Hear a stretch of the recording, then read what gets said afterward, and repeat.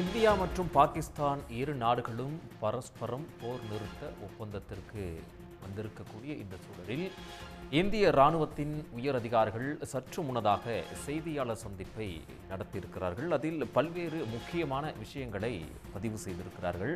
அதாவது பாகிஸ்தானை பொறுத்தவரைக்கும் தவறான பொய் செய்திகளை பரப்புவதை வழக்கமாக கொண்டிருக்கிறது.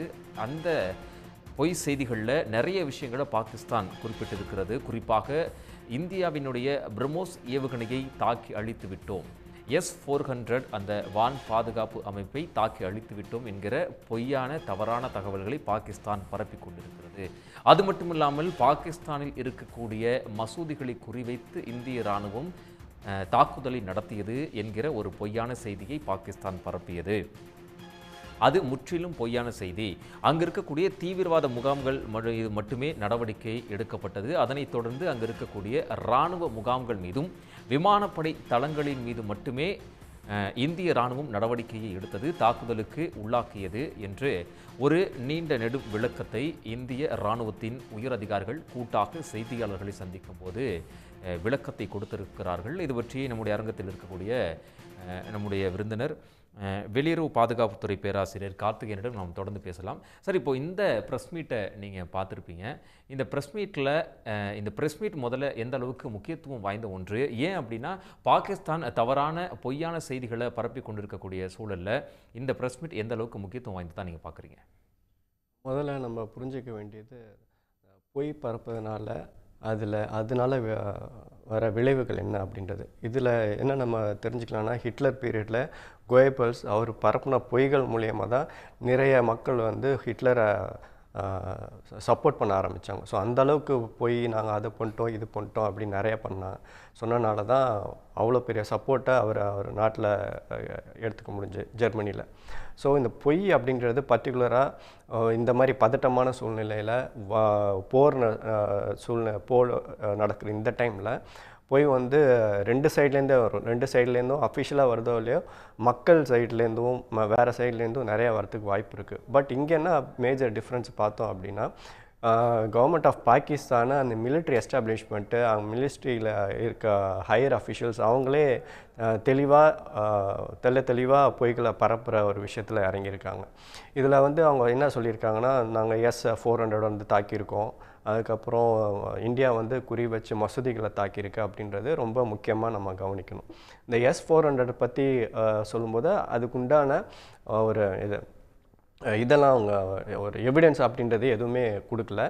இன்னொன்று, ஃபஸ்ட்டு ஆரம்ப காலத்தில் என்ன சொல்லிட்டு இருந்தாங்கன்னா, நாங்கள் ரஃபேல் ஃபைட்டர் ஜெட்ஸை நாங்கள் தாக்கிட்டோம் அப்படின்னு சொல்லிட்டு சில வீடியோஸ்லாம் கூட பரவிட்டு இருந்துச்சு. அது சோஷியல் மீடியாவில் மக்கள் தெரிஞ்சோ தெரியாமோ பரப்பலாம். பட் அது சோஷியல் மீடியாவில் அந்த மாதிரி வீடியோஸ் பகிரப்பட்டதுலலாம் அதில் ஆக்சுவலாக என்ன இருந்துச்சு அப்படின்னா, ஒரு ஃபைட்டர் ஜெட் இருக்குது அப்படின்னா அதில் வந்து ட்ராப் டேங்க் அப்படின்னு சொல்லிட்டு ஒன்று இருக்கும். அந்த ட்ராப் டேங்க் என்ன அப்படின்னா, எக்ஸ்ட்ராவாக ஃபியூயல் வச்சுக்கிற ஒரு டேங்க்கு. ஸோ போர் விமானங்கள் எல்லாம் அந்த வெயிட் வந்து ரொம்ப முக்கியம். அவங்க போகிற ஸ்பீடு, அந்த ஒரு சின்ன ஒரு வெயிட்டை ஆட் பண்ணால் கூட அவங்க மேனுவர் பண்ணுறது, சுற்றுறது, ஸ்பீடு போகிறது இதெல்லாம் பாதிக்கும். ஸோ அவங்க இந்த ட்ராப் டேங்க்ன்றதில் எக்ஸ்ட்ரா ஃபியூயல் வச்சுருப்பாங்க. ஒன்ஸ் இந்த எக்ஸ்ட்ரா ஃபியூயல் வந்து தீந்துருச்சு அப்படின்னா, அவங்க வந்து எப்படி பாம் நம்ம வந்து மேலேருந்து ட்ராப் பண்ணுறோமோ அந்த மாதிரி இந்த டேங்க்கையும் ட்ராப் பண்ணுவாங்க. ஸோ அந்த மாதிரி ஒரு விழுந்த ஒரு ட்ராப் டேங்க் தான், அதை சுற்றி தான் வந்துட்டு இது ரஃபேலை சுட்டி வீழ்த்தின பாகம் அப்படின்னு சொல்லிட்டு தான் அந்த வீடியோ பரவிட்டு இருந்துச்சு. ஸோ இது ஃபஸ்ட்டு ஒரு மிஸ்இன்ஃபர்மேஷன். செகண்டு, நம்ம வந்து இந்த மசூதியை இந்தியா வந்து குறி வச்சு தாக்கிட்டாங்க அப்படின்றது என்ன அப்படின்னா, இந்த 10 பேர் இறந்தாங்க இல்லையா, ஆசாத் மசூர் ஃபேமிலியில் இறந்துட்டாங்க அப்படின்லாம் சொல்கிறாங்க இல்லையா.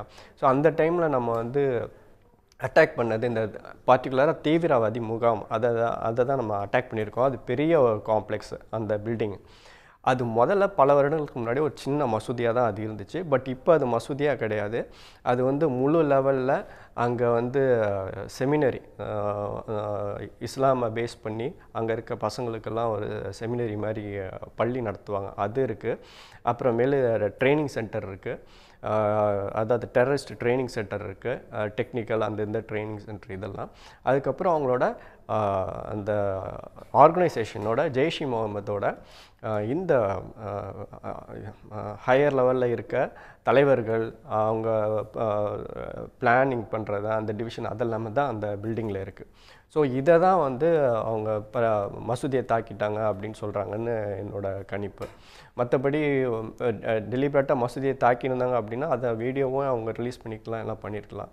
பட் இந்த பில்டிங்க்கு ஒரு பேக்ரவுண்ட் இந்த மாதிரி இருக்கனால ஸோ அதையும் ஒரு திருச்சி பாதி உண்மை பாதி போய் அப்படின்ற மாதிரி அந்த ஒரு கண்ணோட்டத்துலேயும் அவங்க இது பண்ணுறாங்க. பட் பல வருடங்களுக்கு முன்னாடி தான் அவங்க சின்ன மசூதி இருந்துச்சு, இப்போ அங்கே மசூதியே கிடையாது. ஒரு ட்ரைனிங் சென்டர் ஃபுல் ஃப்ளெஜ்டாக பயங்கரவாதிகளுக்கு அடக்கலம் கொடுத்து அவங்களுக்காக நடந்த ஒரு பில்டிங் தான் அந்த பில்டிங். ஸோ இதுலேருந்து அவங்க போய் தான் சொல்லிகிட்டு இருக்காங்க, ஹையர் லெவல்லையும் அதை தான் பண்ணிகிட்ருக்காங்கன்றது தான் நமக்கு தெரிய வருது. நிச்சயமாக சார், பாகிஸ்தான் கூறக்கூடிய இந்த பொய்யான தவறான செய்திகள் என்ன முன்னோட்டத்தை கொடுக்க போகிறது? அங்கே இருக்கக்கூடிய அரசியல் நெருக்கடிகளை சமாளிப்பதற்காக, அங்கே இருக்கக்கூடிய மக்களின் ஆதரவை பெறுவதற்காக ஆளும் கட்சியாக இருக்கக்கூடியது இராணுவத்தோடு சேர்ந்து இப்படி ஒரு தவறான பொய்யான செய்தியை செய்தியாளர் சந்திப்பில் தெரிவிச்சிருக்கிறதா உங்களுடைய கருத்தை பதிவு செஞ்சுருக்கீங்க. அரங்கத்திற்கு வந்து பல்வேறு விஷயங்கள் எங்களோட தகவல்களை பகிர்ந்துக்கிட்டீங்க. மிக்க நன்றி சார். உடனுக்குடன் செய்திகளை தெரிந்து கொள்ள சன் நியூஸ் பெல் ஐகானை கிளிக் பண்ணுங்க.